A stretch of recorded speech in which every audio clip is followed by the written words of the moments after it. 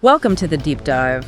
We've gathered quite a collection of recent headlines for you today. Yeah, everything from international relations to healthcare tech and even how people get their news. Exactly. Think of this as us sorting through the noise for you. We're pulling from BBC News, Politico, Al Jazeera, The Economic Times, NPR. And even a Reddit discussion, Yeah. which is interesting. Gives us a lot of different angles. It does. And our goal is simple.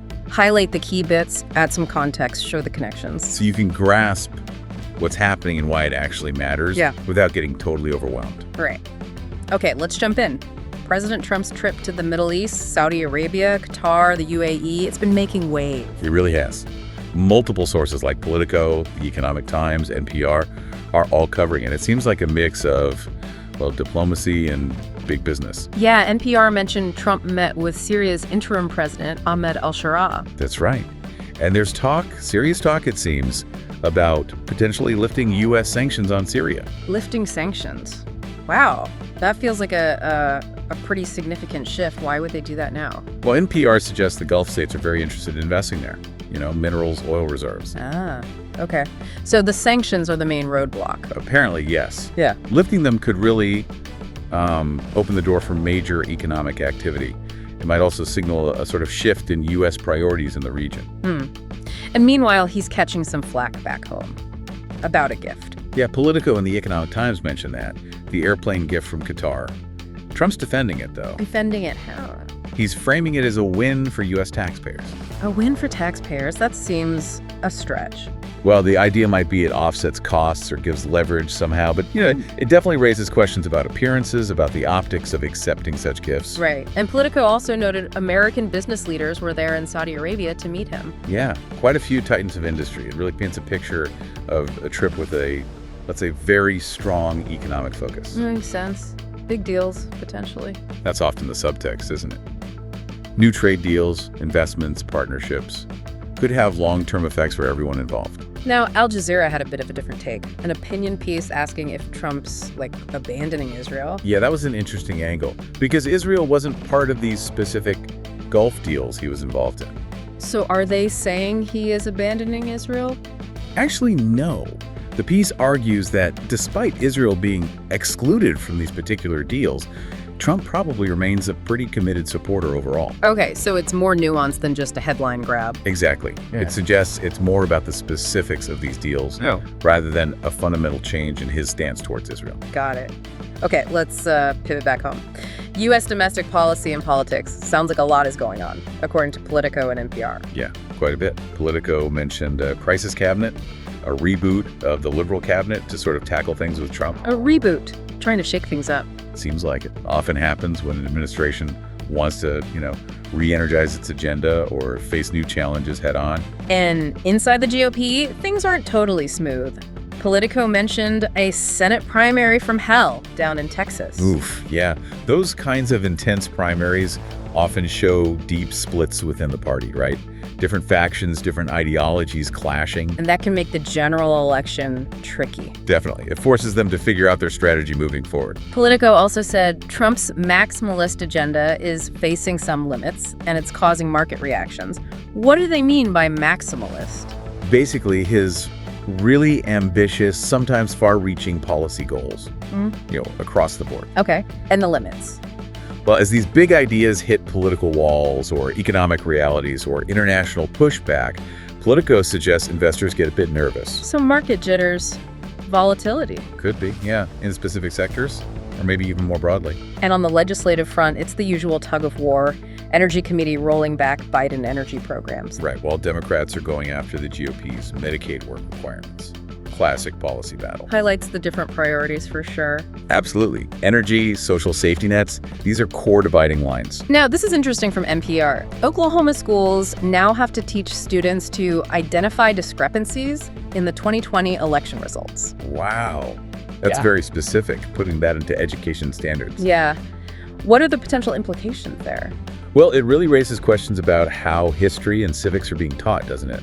And how it might shape students' views on democratic processes. And another NPR report, a legal one, a federal judge okayed using the Alien Enemies Act to deport Venezuelans identified as gang members. The Alien Enemies Act, isn't that really old, like late 1700s. That's what I thought, usually for wartime, right? Exactly.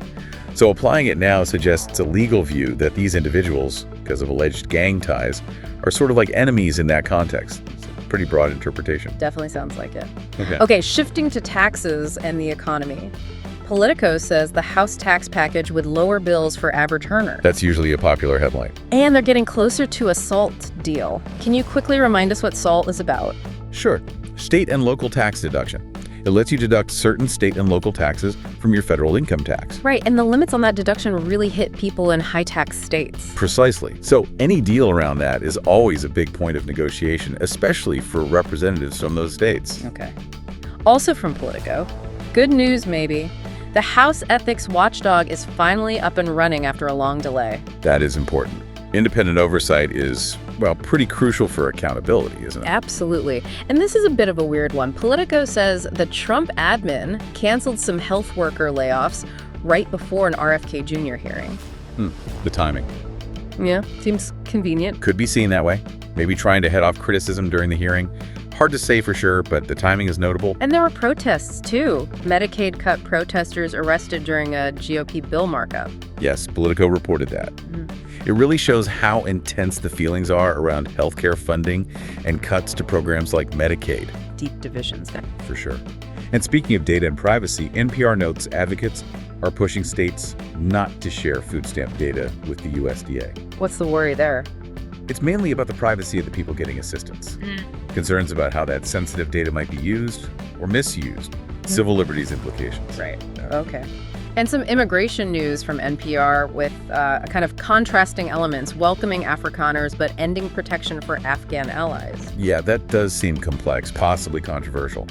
It highlights how immigration policy can be really specific, treating different groups differently based on various factors. The Afghan allies part, given Yes. the history, that's tough. It's drawn a lot of criticism, definitely. And, okay, maybe on a lighter note from NPR Baseball, Pete Rose and shoeless Joe Jackson's lifetime bans are being lifted. Wow, after all this time, that closes a long chapter. Potentially changes how some view baseball history. Definitely a big deal for baseball fans. All right, let's shift focus to healthcare. BBC News seems to be a key source here. Lots going on, especially in the UK. Yeah, a lot to unpack. First up, something promising. A prototype tech to light up hidden breast cancers. Light them up. How? The details aren't all there, but the idea is better. Earlier detection. Could be a lifesaver if it pans out. Fingers crossed. But there's concerning stuff too. The GMC, the UK doctor regulator, is facing a high court challenge over an embolism death. Yes, BBC reported that, and also that expected NHS cuts could have a profound effect on patients. So challenges on both the individual case level and the systemic funding level. Exactly. It points to the huge pressures on the system. Potential negligence in one case, resource scarcity affecting overall care. And the assisted dying debate keeps going, right? BBC and Politico both mentioned progress on that bill in the UK. It's moving forward, yeah. But it's such a deeply complex issue, ethically, legally, personally. Lots of strong feelings on all sides. Understandably.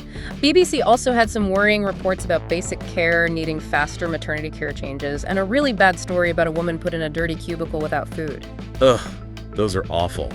Failures in just fundamental patient care really underscores the need for strong standards and making sure they're followed. Yeah, basic dignity. Absolutely. On a brighter note, BBC mentioned a new dementia care center opening and also studies showing mental health benefits from things like farming and community gardening. Yeah, it's interesting to see those kinds of approaches getting attention, connecting with nature, community. It's increasingly seen as vital for overall well-being. It is. BBC also had stories about an inquiry being extremely dissatisfied with a health trust. Efforts looking into gaming and mental health. Right, trying to make sure it's positive. And a nice story about a men's support group expanding. So really a mixed bag from the NHS front lines. It really is. You see the serious problems, but also positive steps and community initiatives trying to make a difference. But more challenges too. BBC said health bosses permanently closed a community hospital. Yeah, that's a tough blow for local access to care. And mental health counselors in England are planning to strike over pay. That signals real strain. Pay and working conditions for healthcare staff are critical issues. Plus, BBC mentioned GPs are split on the assisted dying plans. So divisions even among doctors. Reflects the complexity, I think. Yeah. And all these things, closures, strikes, debates, point to significant pressure within the UK system. And structurally, BBC reports MPs think the government doesn't have a clear plan for abolishing NHS England. That sounds chaotic. It does raise concerns. Making such a massive change without a clear roadmap could cause a lot of disruption and uncertainty for patients and staff. Yeah, you'd hope for a plan first. And another persistent issue, BBC reported a big gender pay gap at hospitals, like £6 an hour. Wow, yeah. That's a stark figure. Pay equity is fundamental, and a gap like that needs serious attention and fixing. Definitely. And some really heartbreaking personal stories, too. BBC had one. Hospital failings left my son unable to move. Oh, that's devastating. These individual stories really show the human cost when the system fails. They do. But on the treatment side, there's also positive news. BBC reports new hope for patients with a breast cancer gene. That's great. Progress in targeted therapies, personalized medicine, it offers real hope for more effective treatments. And updates on weight loss jabs, stricter checks needed at pharmacies, says BBC. Right, ensuring proper oversight. And another BBC piece suggested a common vaginal imbalance might actually be an STI. Good for people to know. Absolutely. Staying informed about evolving health knowledge is key. Accurate diagnosis, proper precautions. And switching globally for a sec, Guillain-Barré syndrome outbreak in India. Both BBC and the Economic Times are on that. Yeah, that's a serious public health situation. GBS is rare, but can cause paralysis. The Economic Times even did an explainer on causes and treatment. Needs careful handling. Definitely. Okay, back in the U.S., NPR reports the FDA is moving to ban fluoride supplements for kids. Interesting. That could change some standard pediatric dental advice. Why had the change, do we know? Likely a reassessment of risks versus benefits. Maybe concerns about kids getting too much fluoride overall from different sources, risk of fluorosis. Okay. And NPR also flagged the Trump administration's universal flu vaccine project. Apparently it's puzzling scientists focusing on dated technology. Yeah, that raised some eyebrows in the scientific community. Investing heavily in older tech when you'd expect a push for cutting-edge approaches seems unusual. Questions about the best use of research funds. And wrapping up healthcare, NPR noted RFK Jr., as HHS secretary, oversaw shrinking health agencies. Right, a reduction in size there. While in the private sector, United Health Group suddenly replaced its CEO amid financial and reputational issues. Yeah, big changes at the top in both government health agencies and major private players like United Health. Suggests significant shifts and maybe underlying problems in the latter case. Lots happening there. Okay, let's move into tech and business. BBC flagged a software bug. NHS data left vulnerable to hackers. Oof, yeah. That's always a huge concern with sensitive health data. Just highlights how crucial cybersecurity is. Constant vigilance needed. No kidding. And in personal data news, BBC says 23andMe, the DNA testing company, filed for bankruptcy protection. Wow, that's a big name in that direct-to-consumer genetics space. What might be behind that? Could be a mix of things, maybe tougher competition, maybe people are less interested now, or maybe regulatory hurdles are getting higher for that industry. Interesting. And for the cord cutters, NPR mentioned ESPN's new streaming app. Could replace cable, but might cost more. The streaming paradox. Yeah, it's all part of that shift in how we watch stuff. Pricing and what you actually get will be key to whether these things really replace cable for most people. True. Now, over in the crypto world, Politico says investors are cashing out of Trump's token before some meme coin dinner. Yeah. The world of meme coins and celebrity tokens is famously volatile. This could just be people thinking the hype is fading or worrying about its actual value long term. Sounds about right. Okay, more traditional business from the Economic Times. Burberry shares went up after they announced job cuts. Right. Sometimes markets react positively to restructuring news, even if it means layoffs. GSK is buying a liver disease drug company for potentially up to $2 billion. Big acquisition. Shows focus on specific pharma growth areas. Samsung's buying a German cooling system maker. Diversification, maybe. Or shoring up supply chains. And Boeing deliveries nearly doubled in April. Some good news for them. Seems like it, after all their recent issues. It's a real mixed bag of corporate activity, companies making strategic moves. And scientifically, the Economic Times reports India is planning its first manned deep ocean mission by late 2026. That's seriously ambitious, a big step for India in marine science and exploring the deep sea. Very cool. And back in tech, the Economic Times mentions Apple might be developing a brain-computer interface. Whoa, yeah, that's cutting-edge stuff. Human-computer interaction taken to the next level.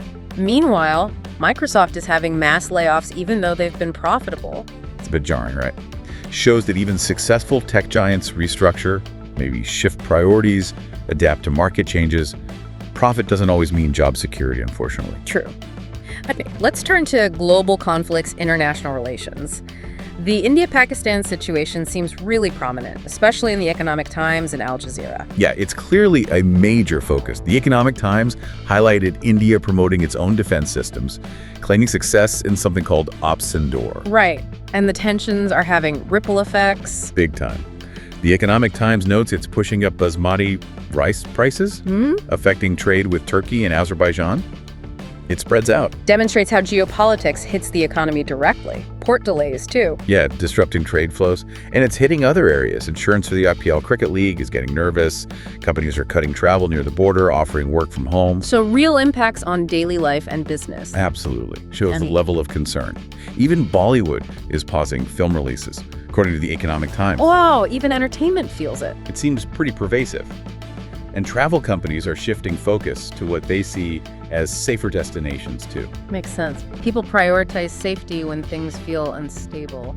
Understandable reaction from travelers and the industry. Okay, shifting to Ukraine. NPR reports Russia and Ukraine might be prepping for direct talks. And Trump is somehow a factor. Yeah, any move towards direct talks is significant in that conflict. Trump's potential involvement just adds another layer of complexity to the whole diplomatic picture. Definitely something to watch. Now, Al Jazeera's opinion pieces seemed pretty critical of India's actions. They did. One suggested this new normal of conflict could hurt India's democracy long term. Another argued Operation Sindoor actually showed weakness, not strength. Strong counter-narratives there. Important to see those critical perspectives, looking at the bigger picture, the impact on democracy, international image. Al Jazeera also had pieces on Eastern Europe maybe banking too much on Trump. Right. And questioning if Canada is really unified against him on annexation stuff. Shows broader global jitters. Yeah, it highlights how shifts in major powers like the U.S. ripple outwards, affecting alliances and politics everywhere. Okay, finally, let's talk about how people actually consume news. That Reddit discussion on R2X preppers sounds fascinating. It really was. A big theme was people trying really hard to get to primary sources, original recordings, actual bills, transcripts. Trying to bypass the spin. Exactly. Seeking out reliability. Recommendations for things like PBS NewsHour or C-SPAN on YouTube for just watching the whole event. Or government sites like federalregister.gov for the official documents. Going straight to the horse's mouth. Yep. A very proactive approach. People wanting to make up their own minds based on the raw material. The discussion also mentioned news aggregators like ground.news that show different takes side by side. Yeah, tools that show you the left, center, and right leanings on coverage for a story, and checking for actual video of quotes, not just the text, for more context. Smart. Practical tips for navigating today's media world. Definitely helps you get a fuller picture, evaluate sources more critically. There was also support for local news, even if owned by big companies, because they have reporters actually there. Right, for that on-the-ground perspective. Yeah. And suggestions to look at news from outside your own country. Support independent journalism, too. Broaden your horizons. Get diverse viewpoints, yeah. Some specific recommendations, too.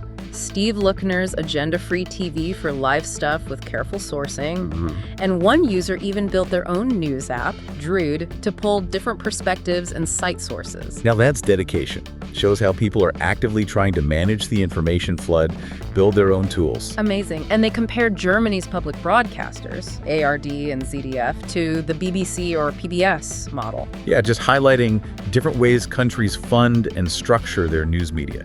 Each model has its pros and cons. So wrapping this deep dive up, wow, we covered a lot of ground. We really did. Trump's Middle East trip, the economic angles, the shifts in U.S. domestic policy. The healthcare developments, especially in the UK, but global stuff too. Tech and business moves. The whole India-Pakistan situation and its widespread effects. And finishing with how people are trying to stay informed through it all. What really stands out, I think, is how interconnected everything is.